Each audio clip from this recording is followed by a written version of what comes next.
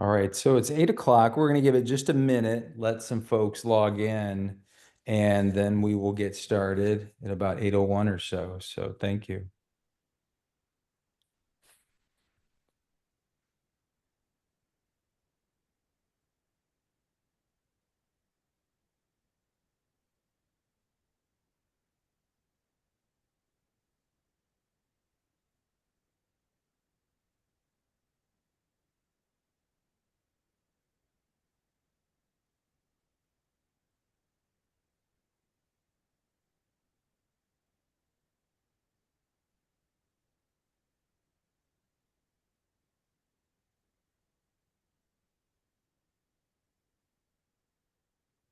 All right, so I'm sure there'll be some folks joining us.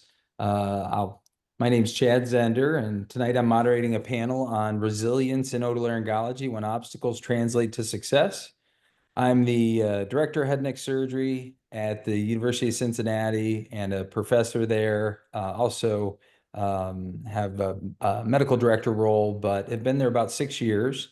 And certainly want to thank Stefan Park, Andy Muir, and Miles Penzak for their support in putting this together. Not the easiest topic, but really fortunate to have some wonderful panelists joining me tonight. And I think this will be a nice discussion. And as questions come in, I've got the chat open. I'll try to get some of those answered as we work through this. It's going to be a lot of open dialogue with the panelists. I do touch on some things. I'll go through a little introduction here, but excited to get started, and feel free to add things to the chat as questions come up. So with that, I have no disclosures currently.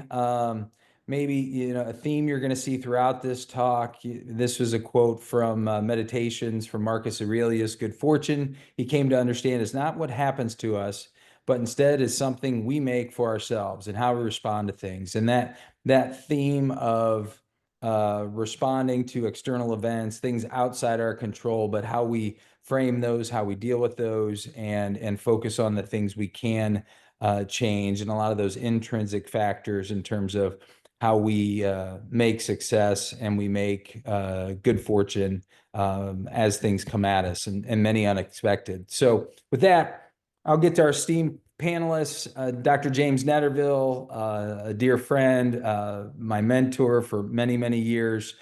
He is the Mark Smith Professor of Head and Neck Surgery at Vanderbilt University. He's been the Head and Neck Division Chief and Fellowship Director throughout the years, and has built a wonderful head and neck program down there with lots of wonderful colleagues that I fortunately get to call dear friends, and to have his wisdom with us tonight, I think will be very valuable.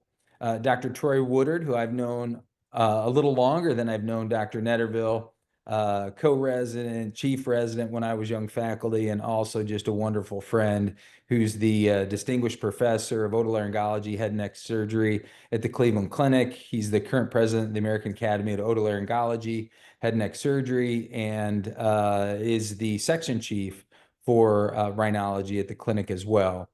And lastly, Dana Thompson, who I haven't had as close of a relationship with, but is just a phenomenal person. I heard her speak many years ago, and talk about the importance of mentorship at the trio.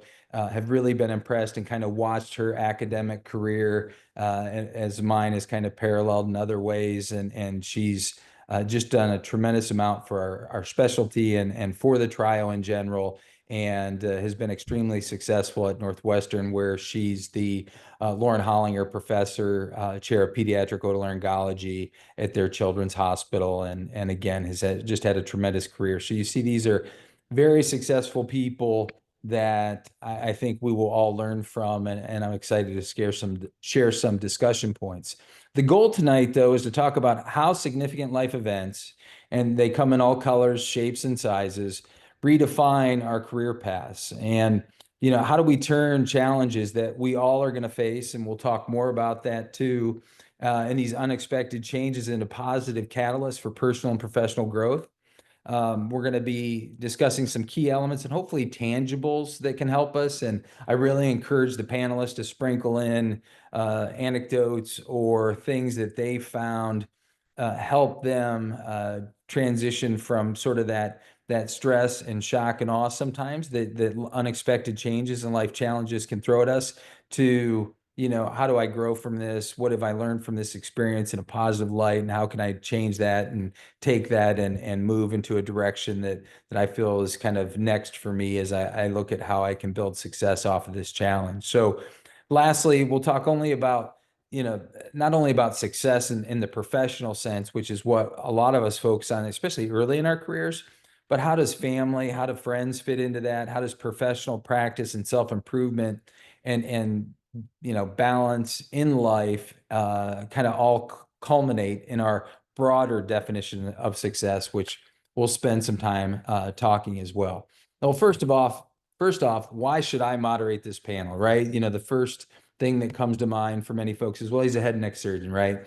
He deals with tough patients, wonderful gentleman with the fistula, our patients who struggle through radiation challenges, and we've got to get them through that. And whether it's acute effects or sometimes longer lasting effects. Obviously, as a head and neck microvascular surgeon, you do have the occasional flap failure. It's always at midnight. It's always on a day when you've got 100 other things you're supposed to be doing. But, for all of us, patient care comes first and we have to work through that.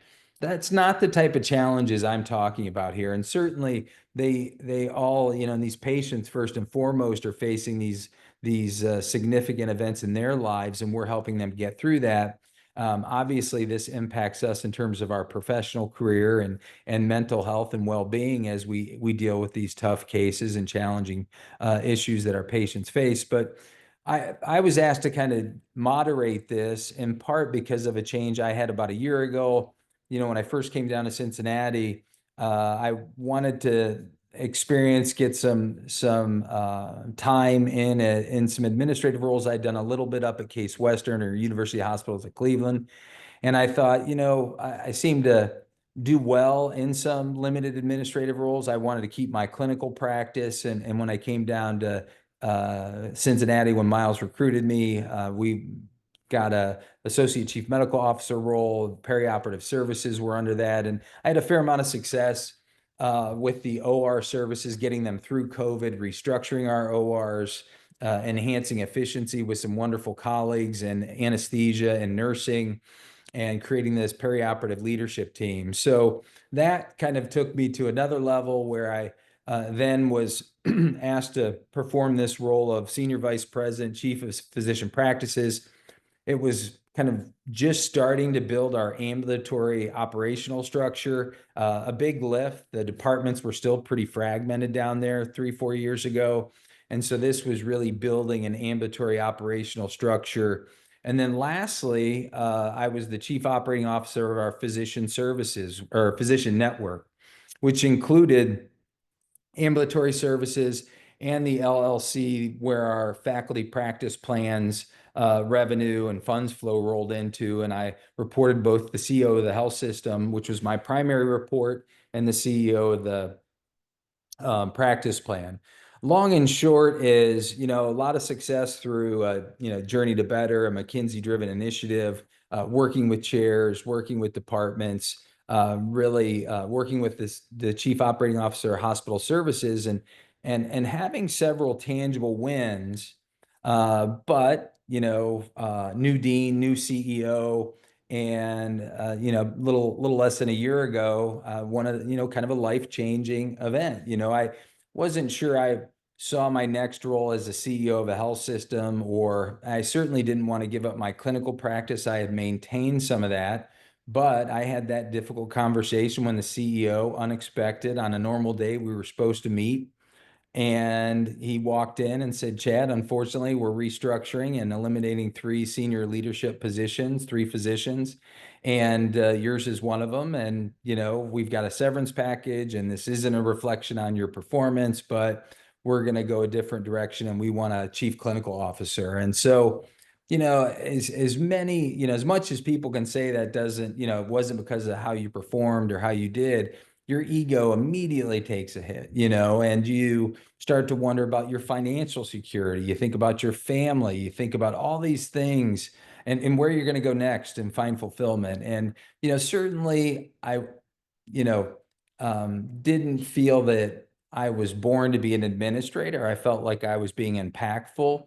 But nonetheless, there's a difference between when something's your choice and you choose to, go back to clinical work or go back to your academic practice versus, the rug, so to speak, being pulled out from underneath you. And so, why should I give that talk? I mean, that's an event, and I would argue most of us have life events, and we'll talk through some of this. It happens to all of us, whether it's physician burnout, whether it's positive events like weddings and births and retirement, new jobs, but all those add elements and don't come packaged just like we envision them. There's challenge around each of them. And this interesting study out of Australia looking at a large cohort found that major life events from, divorce to marriage, to a new child, to death of a spouse or child, events at this caliber happen to over half of the population on any given year. So any of us technically could have given this talk. And, where I think we can benefit from this is, I'm going to chat here in a minute with some of the panelists as they talk about some things they've faced and how they've found success. But for me, first and foremost, reflection and looking at what brings me joy was key for me, 12 months ago to get through this transition and be to a place where, obviously it's easy to say, oh, I'm happier now, or I'm feeling like I'm in the right place. But when I talk to my wife, when I talk to colleagues, when I talk to my nurse and, my kids, they tell me it's been years since they've seen me this happy. And to get back to clinical work, to find passion. I was fortunate that my department chair, the CEO of the practice plan, my colleagues, the college sort of took care of me, and I was welcomed back into that clinical work and academic work with open arms. But fortunate that I didn't give up my clinical practice like the CEO had asked, a little bit before. And I think we're going to talk through some of those elements. But to get to a place, reflection for me at least was a key tool that I used. And to find joy in taking care of patients like this and remembering that that's what I felt like I was born to do. And I've been fortunate to train with folks like Dr. Netterville and others that have kind of harness those skills in me. And just a funny anecdote, if you ever want to feel better about yourself, a good day in clinic can certainly do that. I walked in and this gentleman had a pretty heroic operation about 4 years ago. Unfortunately, he's done really well, had a Sisson type procedure for a peristomal recurrence.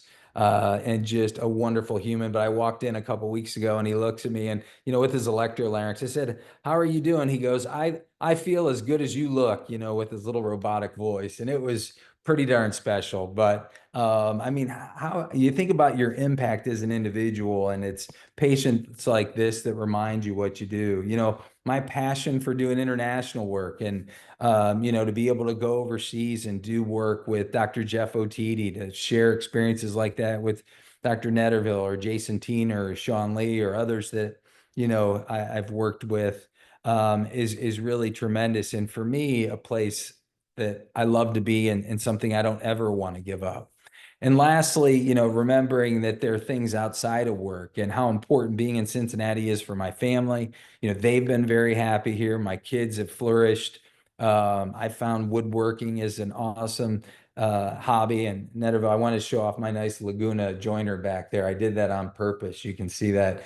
Yeah, Netterville shamed me into getting that. He saw my wood shop the first time, and I felt I had to go buy a joiner the next day.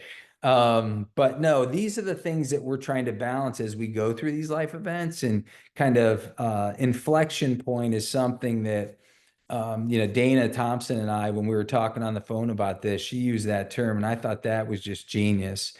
And to get to able to care for patients like this, and it's just true. There hasn't been a meeting or an email or some HOPD conversion that made me feel like taking care of a young individual with a horrible maxillary sinus tumor or something like that that you're helping them navigate and get through. So with that.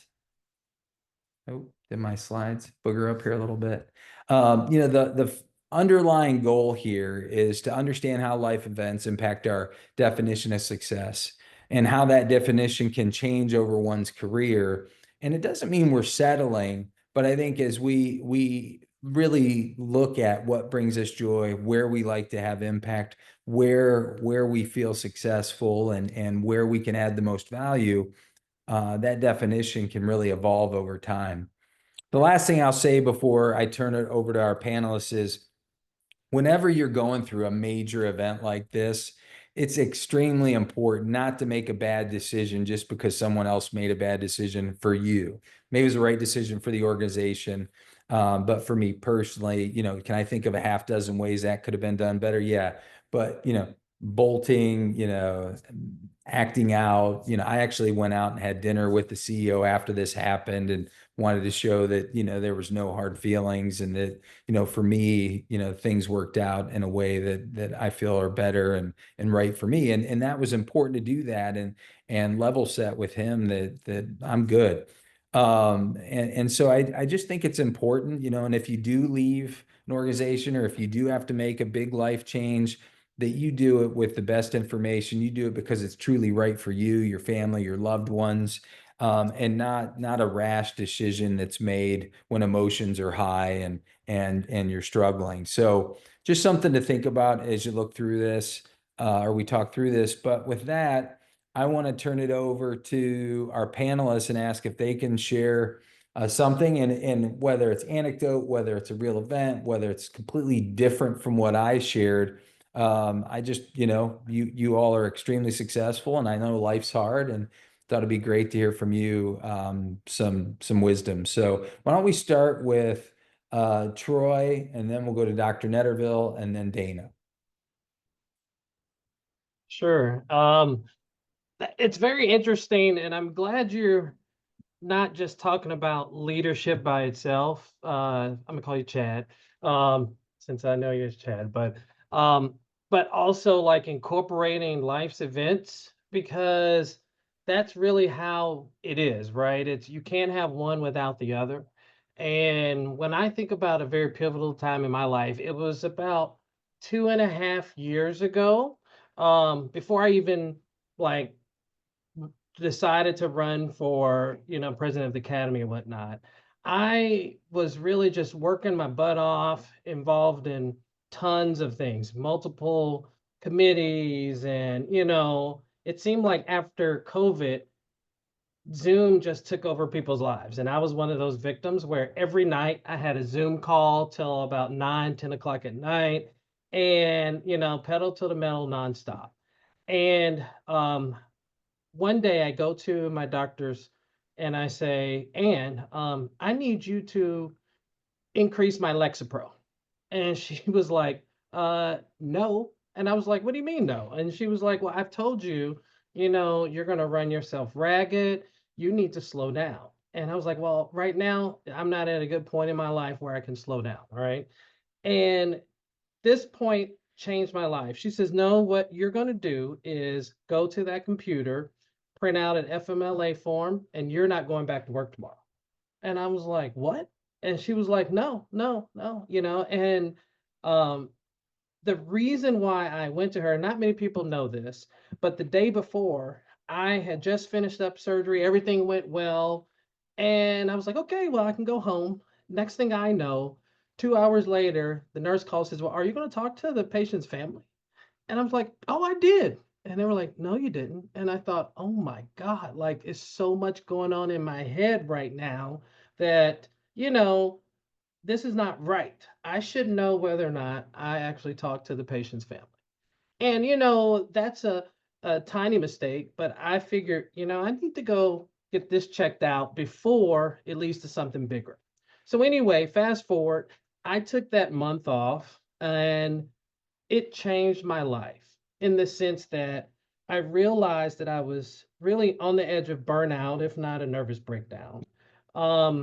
It allowed me to one, rest, but two, I realized that if I went back to work, um, doing the same things that I did before, that in a month or two, I'll be right back to where I was, right? And so I had to change things, right? I had to kind of prioritize my life, my family, my own health. Which committees, is it important for me to be on every single committee? No, right? Like which things could I like uh come off of, right? Maybe some of the junior faculty in my section could actually benefit from being fellowship director or something, right? And so really I took that time to try to develop a plan. I understood that it's uh it's like it takes a while. It's like, a step towards progress. It's not something that's going to be instantaneous, but that one, I would say the courage of my physician to tell me to nope, stop. You're gonna like self-destruct if you continue. That saved my life. And now I can say I've really been trying to be intentional about certain things. Some things I need to be involved with, and a lot I do not. I've been trying to spend more time with my family. I'm happier. And what I realized is that being involved in so many things caused so much stress in my life that it's unhealthy. It's not needed. Yeah, and I'm in a better place now. I don't know if you want to know all of that. I know that's kind of personal, but I No, think I I think it's appreciate it, Troy. important. I think it's Yeah. important. No, and what you hit on something that I think is really important, right? I mean, these are forced resets, right? I Yeah. mean, I was getting 150, 200 emails a day, 150. I was up at 3:30 in the morning if I was operating a little bit that day, checking emails, or 4 o'clock, responding to people. And instantly they turned off, like literally within 24 hours, those barrage of emails. And so being able to take a minute and say, hey, what's important to me? My time is my most valuable asset, and I can't buy more of it. I can't renew it. There's not a bucket that's got time in it. This is it. And so I think having the wisdom to take that and really change kind of your view of professional success that's sustainable, that you're not going to burn out, that you're not going to, alienate your family. I mean, those are all things that we're at risk of doing if we don't carefully look at these opportunities. So I appreciate you sharing that, Troy. One other thing that, I'm like constantly trying to self-reflect and trying to stay in a good place.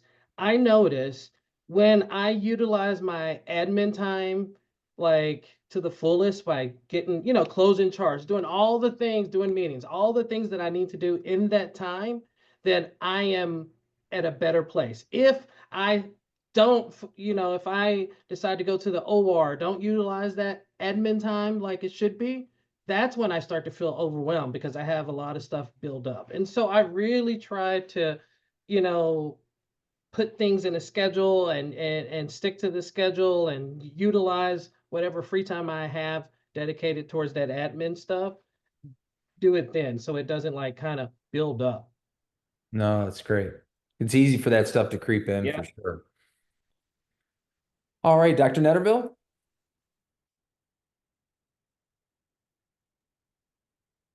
Yeah, I'd say something about time. The older you get, the faster time goes by. I'm not sure why that is. And sometimes I was operating with the residents today, and he was not being very efficient. He was spreading and spreading and spreading instead of cutting and cutting and cutting. And we weren't getting anywhere. So I covered his hand up of mine and I said, now, son, you are wasting our moments in life. And I don't have as many moments as you do. So quit wasting my few moments and let's get on with this. So, you start sensing that time is more valuable. And it seems like, the busier we are, as Troy was just saying, and you said with those 400 emails, they just pile up on us, and all of a sudden we feel like we're drowning, and we really have to reset to reestablish our time. And a crisis in life often bring this back into laser sharp focus. It allows us to reset and rethink what really does give me joy. What is the basis of our joy? Now, the problem is in success, that's different to a lot of people. We spend 30 years in training and we're launched into becoming an otolaryngologist. and we say, all right, I've got to do everything I can to be the very best ENT doctor out there and treat my patients well. And that first few years, we often, really fail our families. We fail lots of things we're committed to because we're so dedicated to being an otolaryngologist. And then it takes a while to reset that and see that that is really important to treat our patients in the very best way we can. But we've also got to look at all the other aspects of life. Now, not everyone sees it the way we do, though.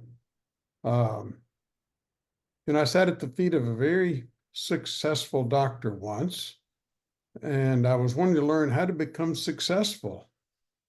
And that doctor said that I had a 20-year plan in my life. And then he quoted and he said, 20 years later, I have accomplished my goals.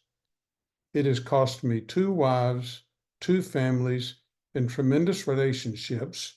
But to me, it was worth it. I have accomplished my goals. You all need to look at your goals and decide what they're worth. And I went away from that meeting extraordinarily sad for him, but realizing, his determination of what success was vastly different than mine. And I think what you're getting at about all this is that we desperately need balance, and we desperately need to be the very best otolaryngologists we can, but we've got to have balance in our lives. That balance kind of came for me years ago. I went to Vanderbilt with Dr. Ossoff and Dr. Dunkevich, and we started an ENT department in 1986. And I don't think I took a vacation for 2 years. It was just nonstop. And so that kept going on for a number of years. And then, but I was really not spending the time with my family I needed. And then a dear friend said, I want to take you and your family to Honduras at spring break. So I loaded up all my kids. They were angry. They wanted to go to Disney World. They said, why in the world are we going there? And we got down there and we went to the rural parts of that country and built houses for people in desperate need. And we helped to start an orphanage. And my kids begged to go back for the next 15 years because we were beginning to see that, your service to others around you is what really gives us joy and happiness, for most of us. And when you get to do that with your family, it's a remarkable thing. So, our service, if we see our patients as clients, if we see our patients as profit centers, if we see our patients at great big cases to build our ego, what a tragedy in our lives. If we see our patients as people we get to serve, God gave us all these abilities and these years of training, and we get to serve them, whether we're serving patients in our clinic or serving patients on the other side of the world. And then if we see our families and friends and our parents and our colleagues, we see sadness all the time. Each of you guys as professors have watched your younger partners crash and burn, and for us to intervene in their lives. Those are things that help us to turn back in and really see what's important in life and give us meaning. No, that's super insightful. I was going to ask, as you think about time, his not more selfish, but have you gotten more particular about where you invest your time and how you share that, Dr. Netterville? I mean, is it how have you created those boundaries, I guess? Because people are always asking for some of your time. I'm still not very good at it, but I have learned to say no. I don't need to give one more lecture. I don't need to go to one more meeting. I don't need another administrative position. And so it takes a lot of years because that feeds our ego, doesn't it? When people want you to come and go somewhere and give a lecture, or when they say, why don't you help head up this hospital committee? But as we've all, at some point in your life, you realize those things are crowding out some of the most important things in my life that give me joy and happiness. And so, like you say, a limit on all those things are wonderful. Somebody's got to do them, but we've got to limit just how many we do. And so I would come home and my wife would say, "Did you say no today?"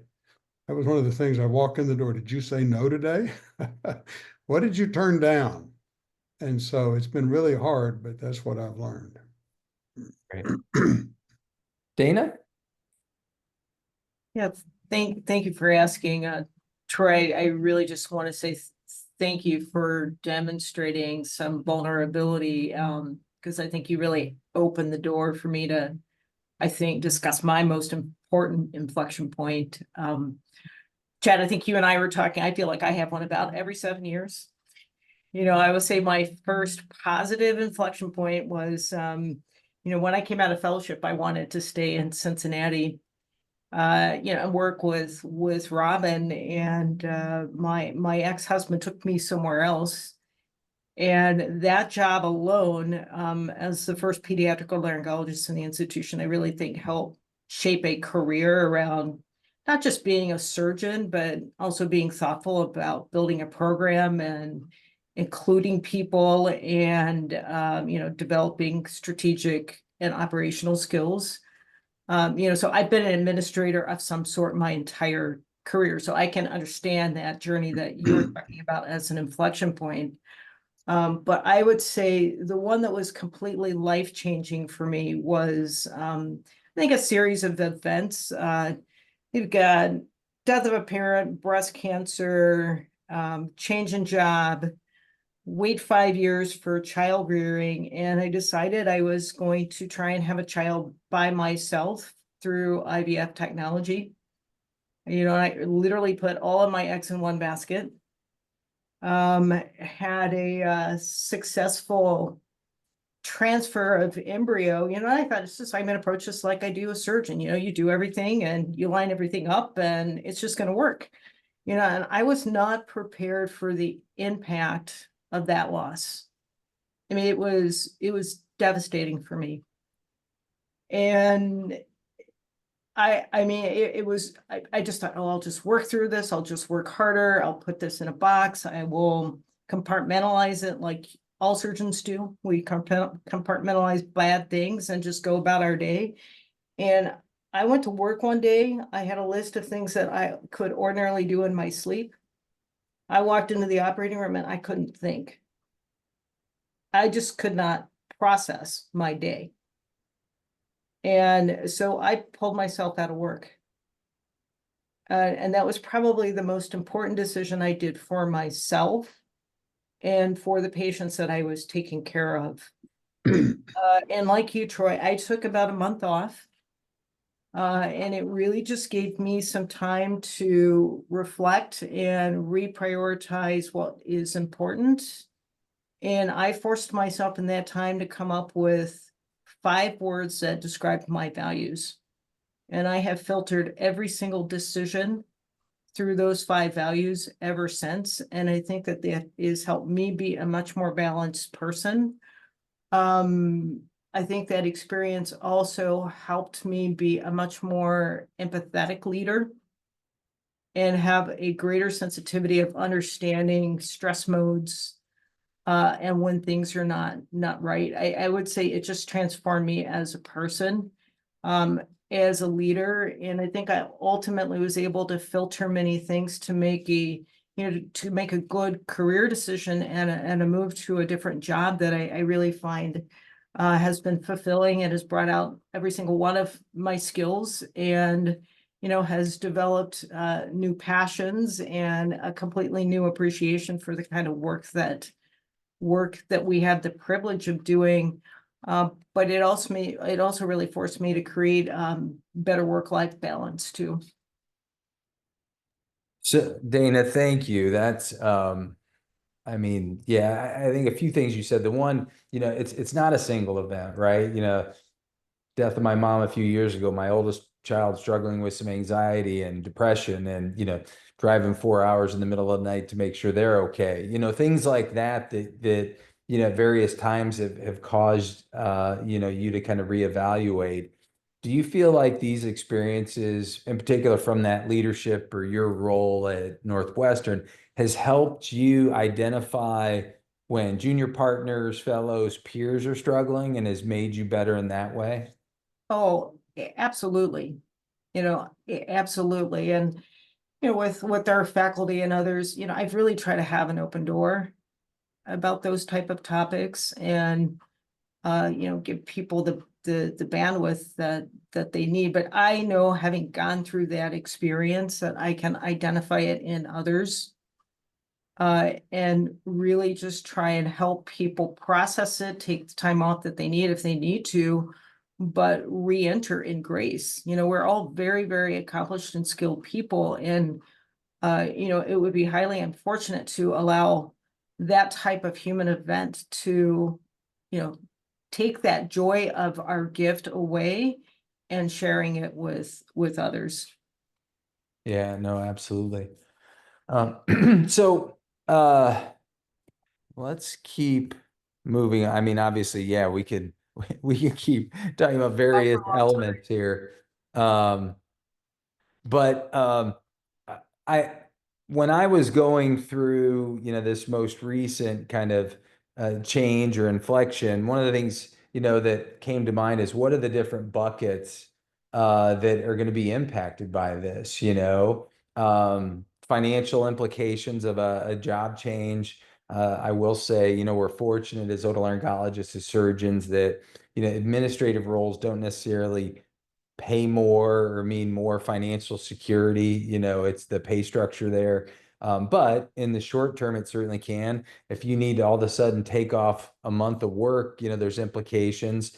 But I was curious, from our panelists, do you all feel like these resonate with different things that you've kind of thought through as you're doing something like this, the personal impact, the how it impacts your family, these inflection points, or even your career? I'm curious, Troy, you talked about something a little bit different. Is there anything, I'm missing here that you would frame a little differently, maybe? No, but I immediately think of career, right? And so um I uh aspire to be a hospital administrator, right?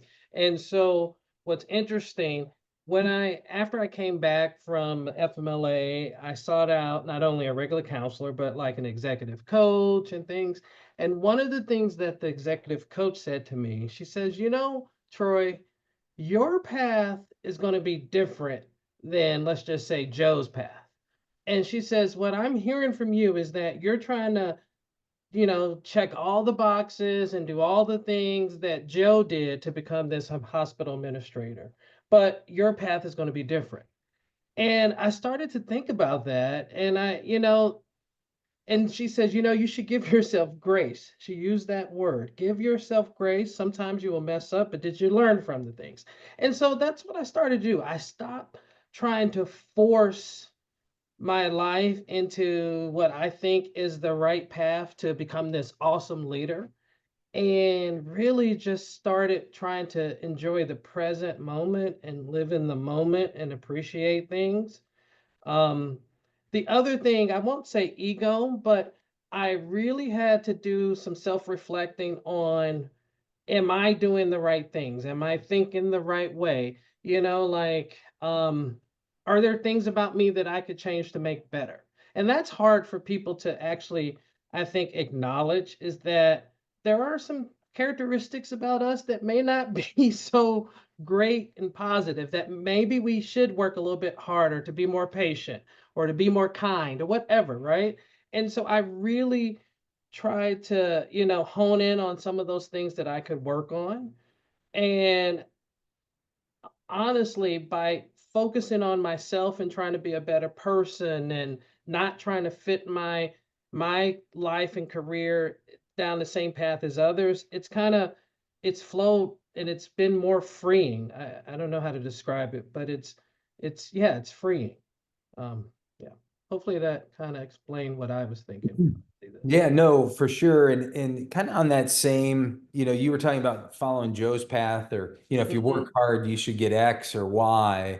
I don't know if Dr. Netterville or Dana want to comment on, we have this version, and I think it's more true in academics and healthcare, at least, you work hard, you do well in the MCAT, you do your research, you get into X, Y, or Z, and you kind of build your career.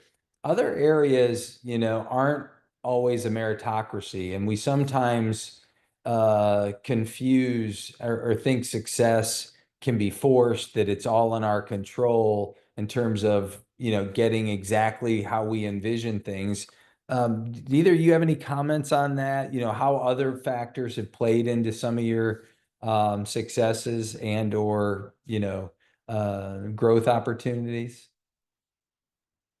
Yeah, Chad, I'd like to add, just in the process of, you're right, we're on this hamster wheel and we kind of know what to do at certain places to get to the next thing. And if that's the pathway, it's when, when we start deviating from that work that we do and that skill that we gain upon as surgeons and start venturing out into, whether it's medical education or administrative leadership. I think the important thing to recognize, it's not necessarily the skill.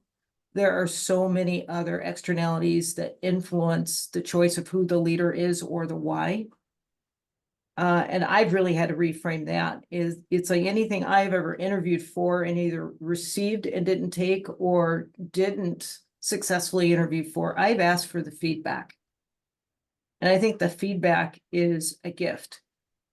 Because I think it's really helped me understand how I show up and what my strengths are, and reframing, was I not good enough or it was an obstacle? Because these roles are fairly ambiguous sometimes.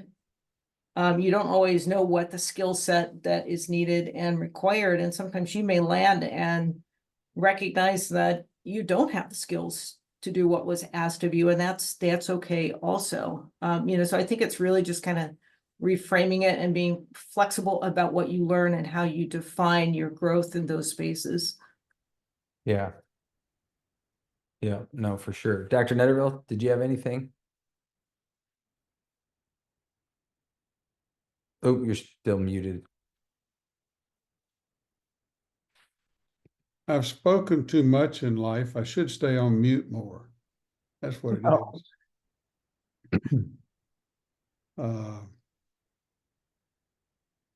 You're right. It's all these factors play into it when we run into the wall, when the crisis in our life hits. And it just allows us to kind of refocus, as both Dana and Troy have done so well here. And what you said, you just back up and you say, well, what's really important? I want Dana to send us all those 5 things she listed. That would be very wise. If you have those 5 different values, words, and you said, I'm going to focus everything through this to be sure. And so that's what, so you naturally worry about the finances of your life. But you realize, we've got to pay the bills, we got to pay the water bill, we got to get the kids through school. But whether I make $1 or $2 more doesn't really give us much happiness. In fact, some of the most miserable humans I know are some of my richest patients.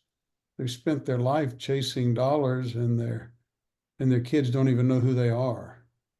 It's kind of interesting, these last few Hollywood people who have died, and their kids have come out of the woodwork and said, boy, I miss Daddy. And they said, when was the last time you saw Daddy? Oh, 3 years ago. Because those people, it was all about fame and money. And so I think the summary here is we run into a wall, we back up, we look at our core values. Most of us, probably our core values is our family, but some people not. Many people, core values is your relationship with God, some people not, or you're just your overall spiritual nature. and you back up and you say, does doing, making another dollar make me happier? Does sitting with my kids and my grandkids make me happier? So you just have to go back to the core values of life and see, how can I make those the most important things in my life? But we still got to honor our commitment to be the very best doctors we can be. I've seen people go the wrong way, and they use medicine as just they don't dedicate to be quality doctors, and yet they run around doing other things. And so, that is a real tragedy right there when But people. I think and just to build on that, I know for me, um, I think I was still a good doctor, even when I was busy. I was probably a lousy teacher, right? You're getting engaged to get to the next meeting.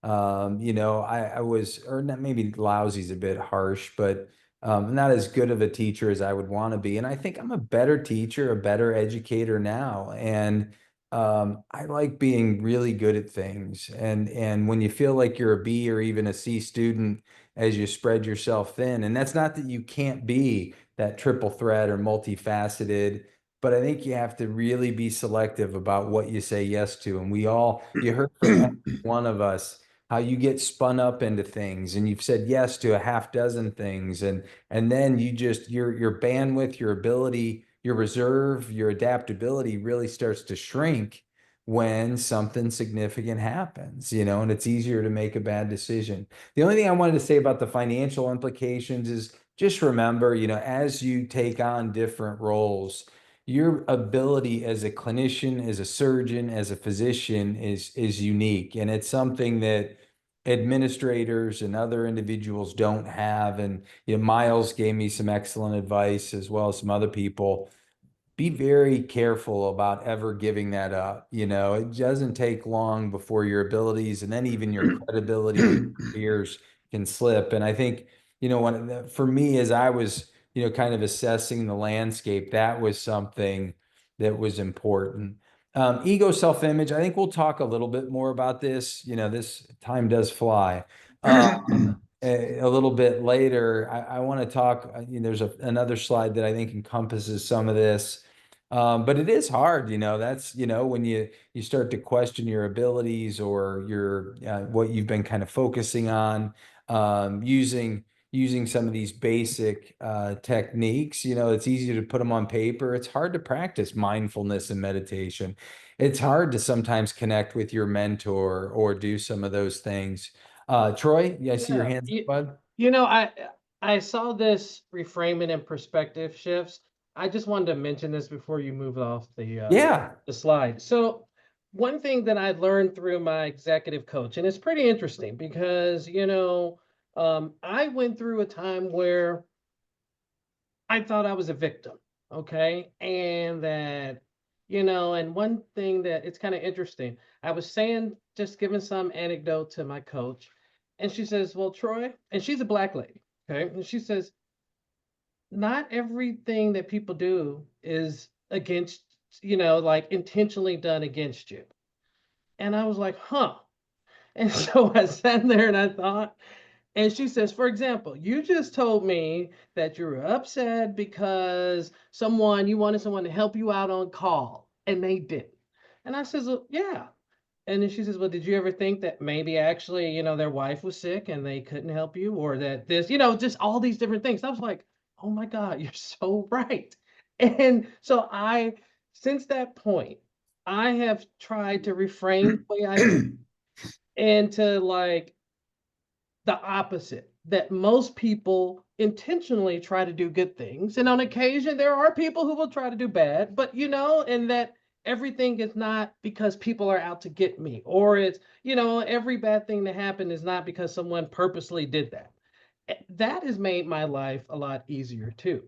Right. And it's made me less paranoid. It's made me, I don't know, just kind of go with the flow a little bit better. That, yeah, sometimes things happen, and it happens to everybody. And that's what I It's realized. hard to assume good intent. It Yeah. doesn't come naturally. We Yeah. usually assume there's a sniper on the building and Yes. CIA agents getting ready Just to for take you. us out. Yeah. Anyway. I just No, really that's want to great, get that Trey. out. Thank you. All right, excellent. So family, and Dr. Netterville touched on this, and I will again. I'll throw this out, and uh, just family comes in two ways. One, family can be a resource for us, right? Obviously, talking to our spouses, our partners, thinking about the impact of choices that we're going to make on our family and our children. So it's kind of this two-way street where on one hand they're a resource, and on the other hand, it sometimes family or what's best for family can be in direct conflict with what's best for our career or our professional growth, or even sometimes our ego. And so I'm curious, Dr. Netterville, or maybe you could talk just a minute about how you've kind of worked this. You mentioned it briefly. I don't know. Anything else to add as you've kind of looked at that? Well, I spoke about it some already, how critical, how we, and maybe this is advice. I've looked at who all of there's 50 people attending this. Some of them, I texted them and said, you're wasting your time. They said, no. One person already said, this is extremely valuable to see people that are so prominent in our society and opening up and let us see in their lives. So it was my dear friend, Dr. Technos. I texted Ted, and he's just one of my heroes in life. So it is wonderful what you guys are doing in that, right? But so let's talk to the young folks there. Some of these, I see medical students, I see young residents, young attendings. Try not to make the mistakes some of us old people made. Wish you could get Dana's 5 things to filter everything through life and start doing it right now. But we, as I said, when you come out of the starting gates, you're spending 30, 31, 32 years in medical training, and you're anxious to get going. And right there, you've got to set priorities with your family. And I didn't.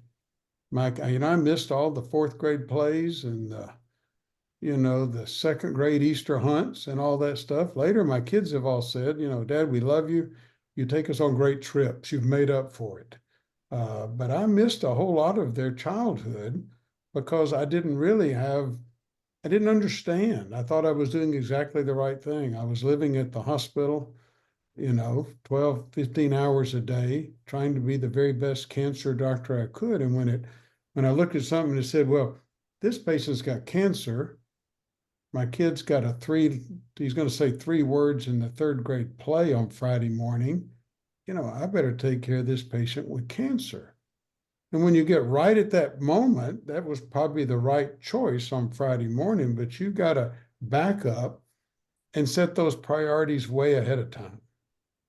And I had one resident, and his wife came to me and she said, Dr. Netterville, I know you care about us as residents and our husbands, and my husband will never leave the hospital, but next Friday morning is the 3rd grade play, and I really want him to be there.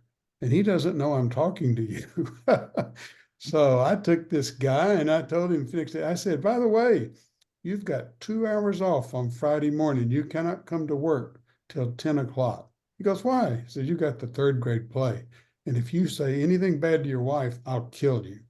So, if we could start early in our lives to really figure out how to prioritize, and I think you ought to write down, these are the important things in my life. These are what give me joy. These are what I want to be good at. And then ration the time so that all of them get their due. I think starting early would be, I failed miserably at that. You got to be intentional, I think, is some of what you're saying too. It just doesn't happen. These other competing interests often consume, and to your point, Dr. Netterville, for whatever reason, often family is the first thing that we cut short in terms of that time. And I appreciate you being intentional there. Kind of with that same vein, I do want to move on. We'll cover this. We talked through, I think, success changes over time, a shift in mindset, strategic self-reflection, and alignment of values with new circumstance. And I really like this slide. When we're young, it's salary, job title, really those career elements. And as we get older, mental health, physical health, liking what we do, our family, those things become more important. I think, and Dana, I was hoping you could talk on this topic. I think this is super cool, right? What a great line from Steph Curry, who, I was glad to see the Cavs beat a few years back. I actually got my daughter and middle guy to go to that game. Drives me crazy how he chews on his mouthpiece, but that's another point. But I thought this line was really good where he said, I have a lot to accomplish, but nothing to prove. There's a subtle little difference there. And I feel like that's really a privilege as we get farther along and a little bit of gray hair, at least I do, that you just, that big case, that title, that, there's got to be more there than those things. And you don't have something to prove, and you can step back and truly enjoy the process. But Dana, any thoughts on how important this is? Is there an opportunity for people, some folks in the audience, to get there faster, because it can be intimidating, even go to our meetings sometimes, walking around and seeing Dana Thompson or Dr. Netterville or Dr. Woodard, and I mean, they're so far ahead of me, that mindset you have when you're earlier in your career. Share a little bit how you work through that, or just maybe give me your perspective. Yeah, thanks for asking. I like your analogy with athletics here. It takes me back to my days in figure skating.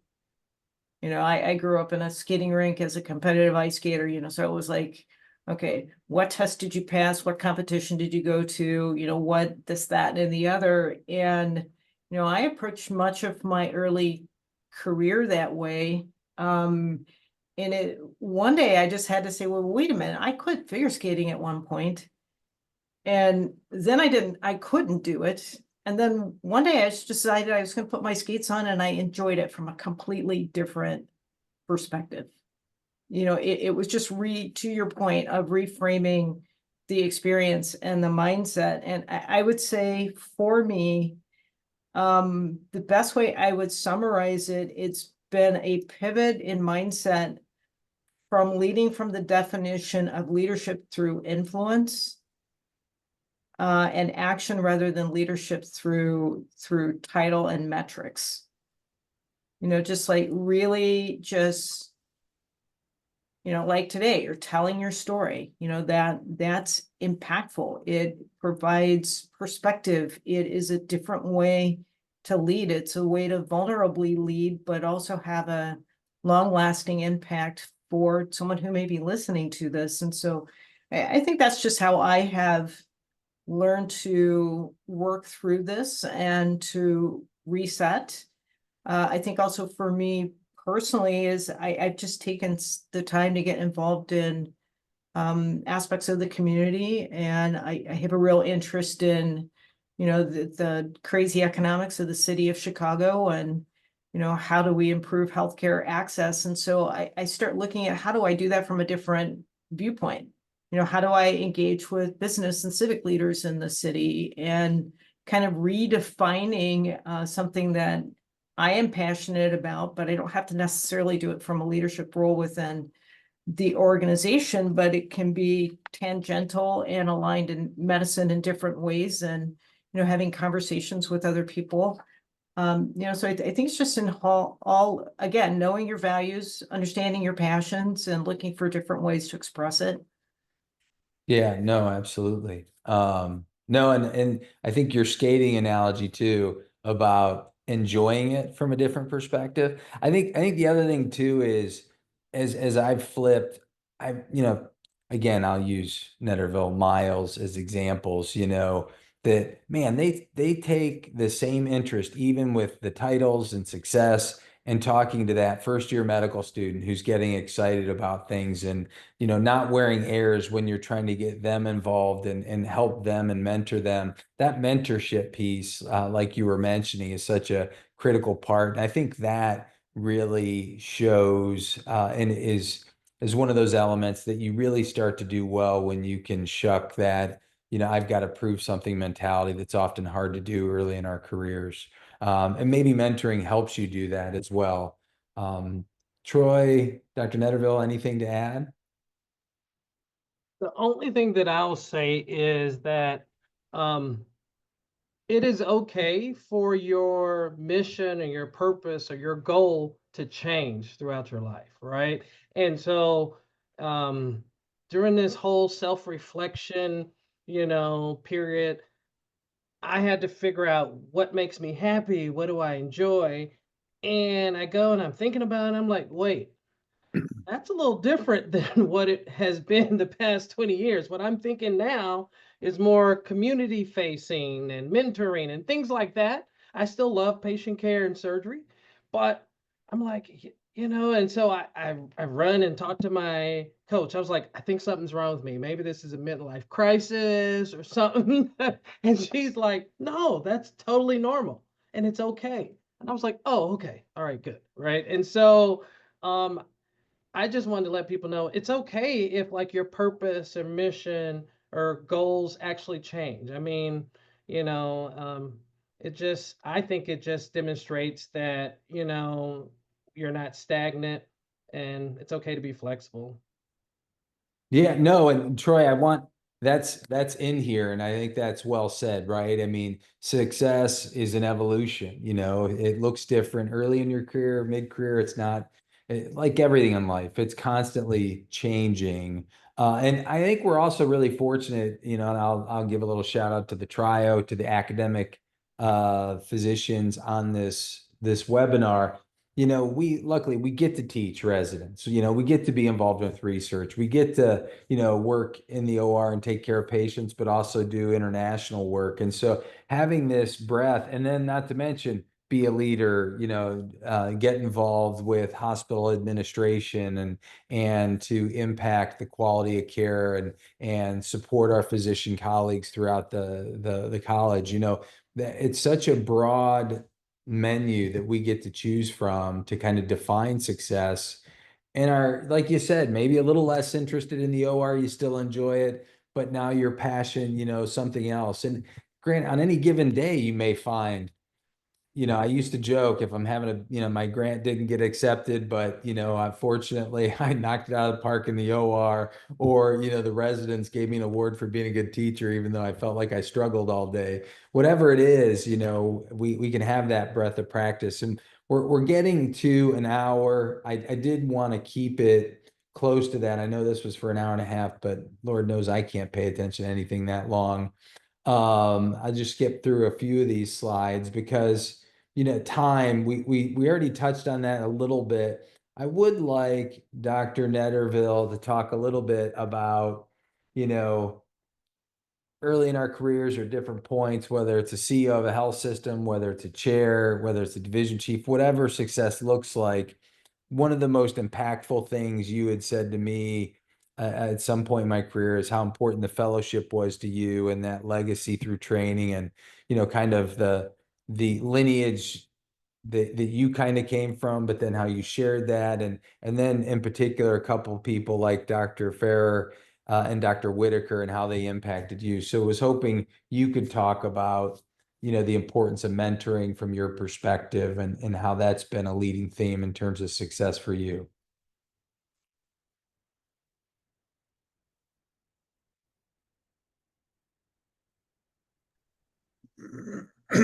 Many years ago, I said, really interesting. I met a Dr. Farah when I was a freshman in college.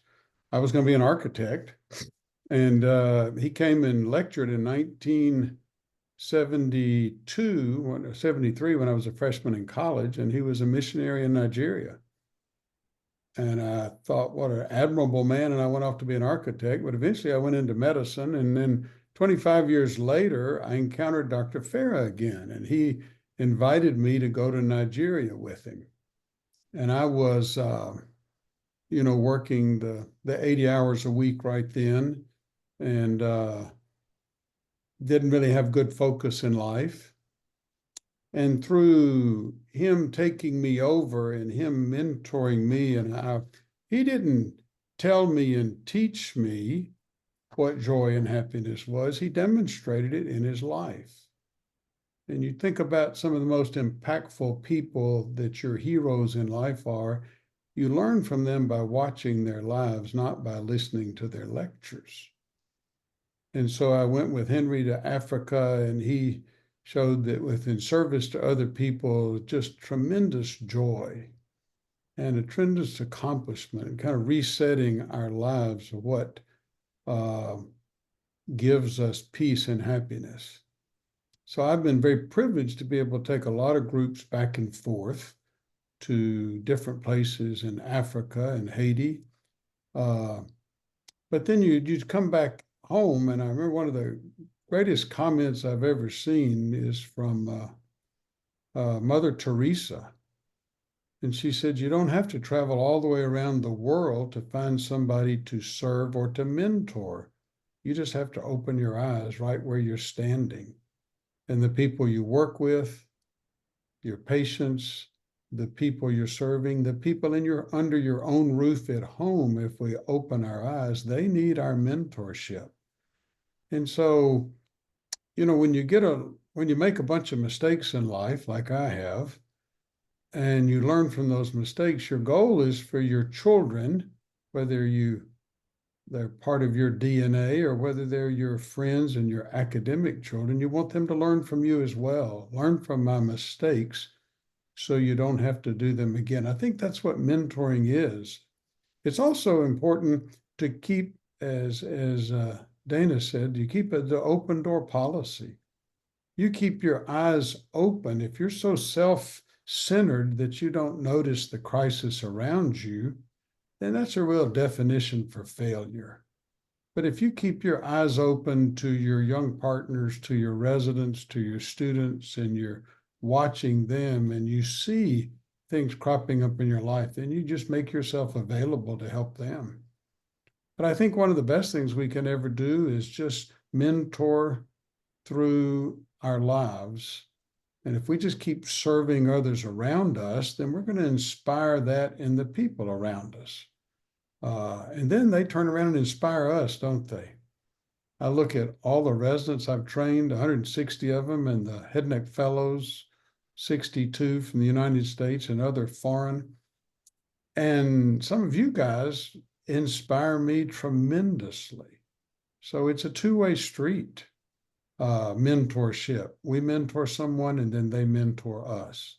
So I guess my advice there is keep your eyes open to people around you that need you. And then be willing to witness to them and tell them, I'm a complete failure most of the time.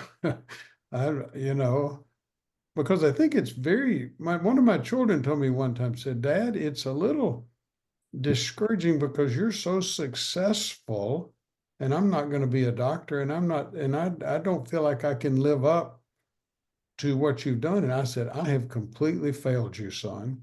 I have shown you the wrong side of me, and I need to show you the real side of me.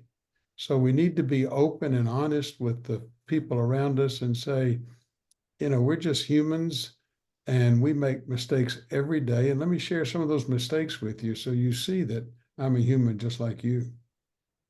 No, that's fantastic. And I think that sharing the failures is a big part of mentorship. And we missed it on another slide, but it even talked about, that ability to share with your children adaptability and resilience by, opening up to them a little bit when we go through some of these events too, can be meaningful and even to the folks that we're mentoring. So we're over an hour. Just want to, number one, thank the trio, thank Dr. Muir, Dr. Parks, Dr. Penzak for all their support. Beth is always great. And I know they're all just so thankful for the panelists, as am I.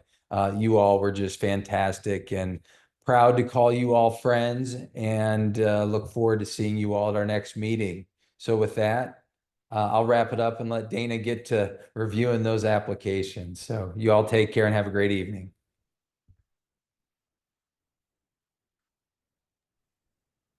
Thank you, Chad. Thank you.